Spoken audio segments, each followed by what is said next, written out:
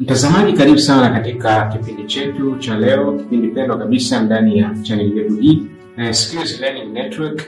Ni channel ambayo inakupatia maarifa bora kuhusu ujuzi tofauti, kwa maana unapata skills lakini lengo uweze kupata maarifa. Sasa leo nikukaribishe kwa kipindi hiki ambacho nimekiandaa leo. Ni kwa ajili ya mwanafunzi anayesoma kidato cha 4 mwaka huu 2025. Kama wewe unasoma masomo ya sayansi, karibu sana uweze kuchukua haya. Pengine uweze kuchukua kalamu na notebook, sehemu ya kunote, itakuwa ni vizuri sana. Kwa majina mimi kama ni mara yako ya kwanza kuniona, naitwa Mr. Jawad Maguru. Najikita katika ufundishaji wa masomo ya science practicals, kuhusu practicals na physics, chemistry na biology. Video tofauti, basi unaweza ukaniconsult au ukanipigia. Kabla sijasahau, namba yangu ya simu utakayoitumia ni 0745 13 51 81. Kama unasoma biology, leo tutaangalia somo la biology. Na kipindi kingine tutaangalia somo la chemistry mpaka physics. Hatua kwa hatua yote yataisha mpaka tutaweza kupata kile ambacho tunakusudia. Katika somo la biology, cha kwanza ambacho mwanafunzi yeyote ambaye kama una ndoto za kufika advance mpaka chuo au kufikia malengo yako, hata kama unakusudia kwamba mimi niishie hapa kidato cha 4 lakini na mambo ya kufanya, basi usipoteze nafasi hii, kwa sababu watu wanalalamika, watu wanakuambia kile ambacho nakitumia katika shule, hiyo ni resource ambayo inapotea. Sasa isipotee bure, unapaswa kupata matunda yake. Kwa hiyo tumia muda huo kufanya yale ambayo ni mazuri, uweze kuvuka level hiyo ya kidato cha 4. Katika somo la biology, tufahamu kwamba kuna pati mbili. Pati ya kwanza ni pati ya theory, kwa maana unasoma darasani theory, lakini at the end unaenda kukutana na practicals ambazo moja kwa moja unaenda kufanyia vile mitihani yake. Kwa hiyo unakuwa na pati ya kwanza ambayo inakuwa inachukua theory max 100, lakini practical inakuwa inachukua max 50. Kwa unakuwa na jumla ya max 150, lakini at the end wanaenda kucalculate kupata 100% ili uweze kupata A, B, C mpaka mwisho. Lakini mimi nafurahia uweze kufika kuanzia A, ukikwama sana uweze kupata C, na hiyo ndio ufaulu wa kawaida ambao tunautaka ili mtu aweze kupata mafanikio ya baadaye. Ufahamu pia, baada ya kufahamu hilo kwamba ina pati mbili, baada ya kufahamu hilo, sasa ni jukumu gani ambalo unapaswa kulichukua baada ya kufahamu katika namna hiyo? Somo la biology lina topic kuanzia form 1 mpaka kidato cha 4. Sasa sisi tukija katika practicals, ili uweze kufanya vizuri, lazima kwanza balance upande wa theory na upande wa practicals. Inawezekana ukapata 80 theory lakini ukapata 10 kwa upande wa practicals. Inawezekana ile max ya grade A ikawa imepotea moja kwa moja. Inawezekana ukaangukia hadi kwenye C wakati theory umepata 80. Kwa hiyo jitahidi usiwe unapata upande mmoja unapata max kubwa na upande mwingine unapata max ndogo, lakini usifocus sana kwenye practical, japo zinasaidia. Practical zinasaidia uko vizuri kwa upande wa theory na ukaja ukafanya vizuri kwa upande wa practicals, max zinapanda sana. Lakini ukibase katika practical vile, kwa mfano umepata practical max 50, alafu theory nayo umepata max za viatu, kwa mfano max 20, 30, vile A unaweza ukaikosa. Hiyo ni jambo la pili ambalo unapaswa kufahamu, kwamba unapaswa kusoma kwa target, kwa balance upande wote wa practical na theory. Nadhani hilo ni jambo lingine la kuchukua note. Lakini usomaji wako unachukuaje? Yani namna unavyosoma utaweza kweli kuvuka katika hatua ambayo unapaswa kufanya vizuri ndio utaweza kupata A division 1, division 2, 3. Sitarajii kushauri kama upate 4, hiyo ni bahati mbaya sana. Sasa usomaji wako ukoje?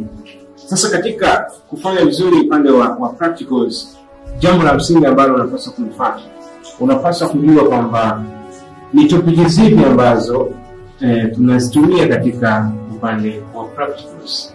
Kumbuka kwamba topic zote tunazisoma upande wa theory, lakini baadhi ya topic zinakwenda direct kwenye practicals, na baadhi ya practical nyingine hazitokei moja kwa moja, japo zinaweza kutokea kwa namna ya maswali, mahusiano ya maswali kati ya practical topic na topic ambayo sio ya practical. Baada ya kufahamu topic, ni kupitisha katika topic ambazo pengine zinahusiana na biology practicals. Topic ya kwanza ambayo tunaisoma ni topic ya classification. Hiyo ni topic mama ambayo watu wote wanaifahamu, lakini kuna topic nyingine ziko ndani ya maswali tunapaswa kufahamisha. Kwa hiyo topic ni classification of living things. Kwa maana classification ni plants. Ile plant ya form 1, plant ya form 2 mpaka form 4 kuna classification. Classification in plant ambao utazungumzia mostly plant na fairly plant. Hiyo ni parti ya kwanza katika kingdom Plantae. Lakini classification in plant kuna form 3 ambayo inazungumzia cones, Coniferaophyta au Felicitophyta, ambayo tunaitumia au tunaisoma wakati wa form 3, lakini tunaenda kufanya practical wakati ya mitihani yetu ya kidato cha 4. Kwa hiyo ni classification in plant. Kwa hiyo unaweza kujua kwamba kuna most plant, we have fairly plant, and then baada hapo tunapaswa kusoma kuhusu Coniferaophyta na Angiospermophyta, kwa maana zile cotyledons na cotyledons and monocotyledons. Hiyo ni Angiospermophyta ambayo inahusiana na hibiscus flower. Lakini kumaliza hapo ni upande wa kingdom fungi. Unaweza kuanza kingdom fungi, kaja kingdom Plantae, lakini ukamalizia pia kingdom Animalia. Kingdom Animalia inasoma kwa upande wa kidato cha 4. Kwa hiyo topic ya classification kuna kingdom fungi, kuna kingdom Plantae na kingdom Animalia. Kwa hiyo unapaswa kujua kwamba biology practicals classification inapaswa kuwa katika uhalisia huu na inapaswa kusoma kwa uzuri. Usiposoma vizuri, hatimaye uweze kufanikisha kile ambacho ni kizuri pia. Lakini topic nyingine ambayo ni maana sana, tunasema ni food test, nutrition. Kwa maana food test, kuanzia kwenye food test, digestion system. Hiyo ni topic ambayo inahusiana na nutrition. Kwa lazima ujue food test, ujue digestion na importance of food katika mwili, na namna hiyo ni topic ya pili. Lakini topic nyingine ambazo zinakuwa zinajichomeka kipindi hiki ni topic ya reproduction, mfano reproduction in plants, vegetation, topic ile ambayo inahusu vegetative propagation, types of reproduction in plants ipo inatokea. Lakini vile vile kuna topic ya coordination ambayo unapaswa kujua, regulation, coordination ambayo inakuwa katika sensitivity, sense organ. Kwa hiyo hiyo ni topic pia ambayo unapaswa kujua, sense organ, human skeleton, baadhi ya bones unapaswa kufahamu kwamba you have joints, unaweza ukaletewa mfupa ukataja hiyo joint inapatikana wapi, kama ni ile bone inapatikana katika connection gani katika mwili wa binadamu au viumbe vingine ambavyo vinakuwa na relation na binadamu. Mfano, kuchukua skeleton, unaweza kuchukua mifupa ya kuku, ukachukua mifupa ya mbuzi ambayo imetolewa nyama zake, the same na viungo vya binadamu katika zile parts zake. Hiyo ni topic ya coordination. Lakini kuna topic ya movement, Coordination, sorry.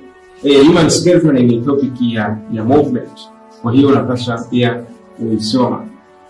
The same as kuna topic ambazo zinakuwa zinatokea kwa njia ya maswali kama nilivyosema hapo mwanzo, unapaswa kufahamu.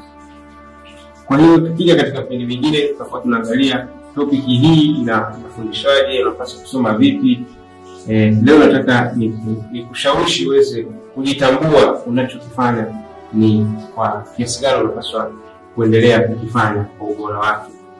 Kwa hiyo kama wewe mwanafunzi unapaswa kufahamu hayo, kujua topic, kujua ratiba yako, unapaswa kujipangilia vizuri, lakini wewe unajitambua unafanya nini, kwa sababu huwezi kupoteza muda wakati wa kucheza, utacheza, muda wa kusoma unapaswa kusoma.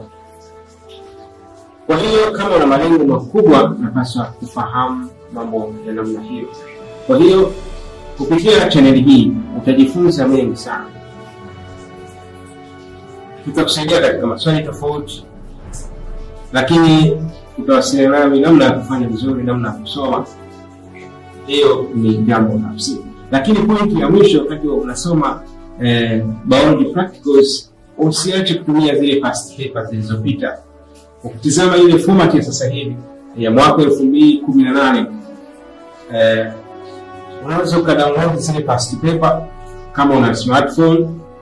Unaingia katika website inaitwa Maktaba Tetea, una download zile past paper, una files, lakini utaweza kuuliza namna ya kutumia yale maswali kuyasoma, ili kurahisishia kwamba maswali haya yatoka hivi na ni kwa namna gani naweza kupambana nayo. Maswali yanajirudia, tunapaswa kufahamu hivyo. Cha msingi ni wewe kutia juhudi namna ya kuweka content katika kichwa chetu hiki ili tuweze kuwa na kumbukumbu juu ya maswali ambayo tutaulizwa.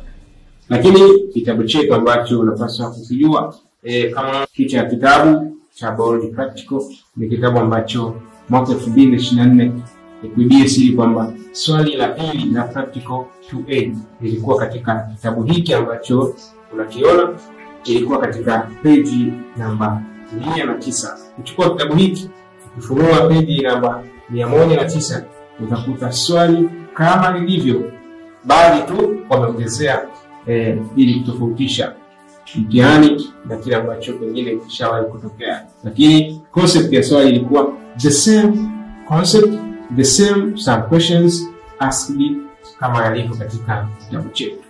Nadhani kwa leo tuishie hapa. Shukrani sana. Tuweze kufahamu hayo.